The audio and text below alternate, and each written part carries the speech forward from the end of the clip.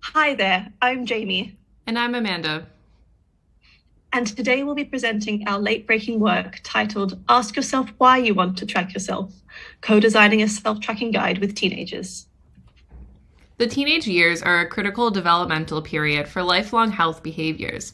However, minimal work has been done to empower teen users to engage with personal informatics, or PI tools, in healthy, personally relevant ways. Previous work has recognized that teens' engagement with PI tools might look different to adults. But as of yet, little has been done to explore how teens might differently imagine the design of educational resources around these tools to better fit their purposes. So the aim of this study was to work alongside teens towards designing a teen-centered user guide, essentially a how-to manual for effectively using PI tools written with and for teens, to be developed for those who might be interested in self-tracking. We focused primarily on the key design considerations for the content, information format, and distribution strategy of the user guide. To do this, we ran 5 90-minute co-design workshops with 44 teens in the UK in November 2021.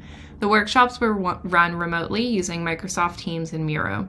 You can see an example of one of the Miro boards on the slide here. And all workshop data were analyzed together using thematic analysis. So what did we find? The discussions with the teens were rich and complex, but to emphasize an important takeaway, teenagers' considerations in designing a user guide centered around two key questions. Why am I self-tracking?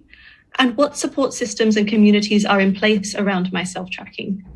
These questions highlight both the individual and social considerations for teens in a self-tracking guide. So, in conclusion, our findings suggest that the development of an interactive user guide with multiple pathways might be a valuable way forward to capture teens' diverse needs and uses. This guide might be available in accessible formats on social media, written in simple language, and contain video content. The user guide could be signposted through schools and scaffolded with interactive discussions with external self-tracking experts to help foster healthy communities.